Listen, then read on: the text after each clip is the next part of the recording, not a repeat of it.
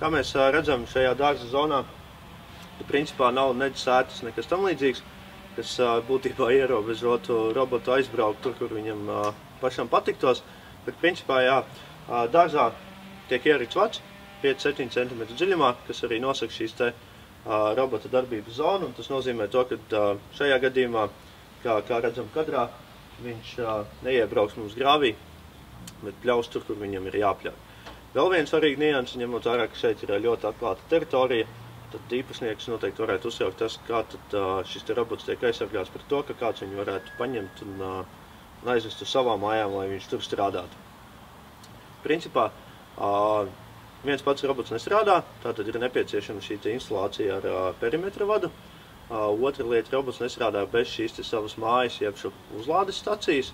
Tātad katrs robots ar šo te māju ir viens vesels. Pēc tam nākamā un viena no svarīgākajām drošības iezīmēm principā ir PIN-kods.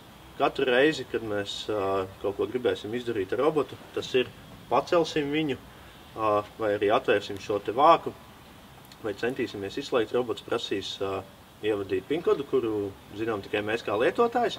Tātad šo te PIN-kodu mēs varam mainīt pēc saviem ieskatiem.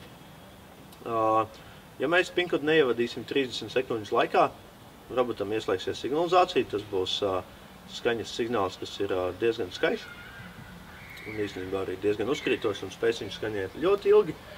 Nākamā lieta no tādas aktīvās drošības, šajā gadījumā šis 430. robots ir aprīkots ar vienu no papildu aprīkojuma iespējām, tātad šo te Husqvarnas Automover Connect aplikāciju, un mēs telefonā ļoti labi redzam tieši, kurā vietā šis te robots atrodas.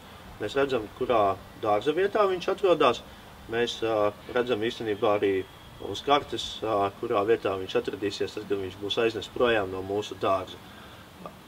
Paša šī te robota kalpošanas baterijas ilgums ir diezgan ilgs. Un pat tad, ja šī te robota baterija būs uzlādēsies, pat pēc tam 24 stundas vēlāk mēs vēl varēsim redzēt, kurā vietā tad šis te robots īsti atrodas. Tās divas ļoti svarīgas lietas, kas ir no aktīvās drošības. Vēl piebildīšu, kad šī te Automover Connect aplikācija ir iespējams iestatīt tādu funkciju kā ģeosētu, kas ir rādījus ap jūsu dārzu. Tiklīdz robots tiks iznests ārā no šī te rādījusa, tā viņš, protams, jums atsūtīs arī aplikācijā ziņu, kad viņš vairs neatrodās savā darba zonā. Nākamā lieta, ko vēlētos piebilst vēl īsāk par pašu Connectu, protams, viņš vienmēr jums atsūtīs ziņu, ja kaut kas ir ne tā, kā tam vajadzētu notikt, vai viņš būs kaut kur uzskāries, vai kāds viņu būs pacēlis. Vienmēr mēs zināsim, kas tad ar šo te robotu ir noticies. Tad tas būtu no aktīvajām drošības sistēmām. Tādas pasīvās drošības sistēmas, pirmkārt, Husqvarnas Automovers līdzīgi kā vispārējie produkti ar sērijas numuru tiek pieregistrēts globālajā Husqvarnas tīklā. Tātad katrs produkts tiek atzīmēts šajā te programmā, katram produktam tiek klāt pierakstīts īpašnieka vārds, uzvārds, adreses, telefona numurs. Ja gadījumā šis te robots tiek nozagts un viņu neizdodās atrast, tad principā pirmā lieta, kas ir jāsazinās ar pārdevēju.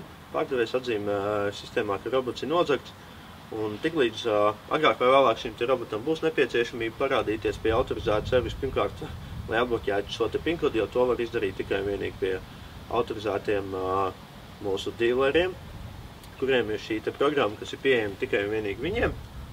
Tātad mēs ļoti stingri izvērtējam, ka viņi vispār pārdod.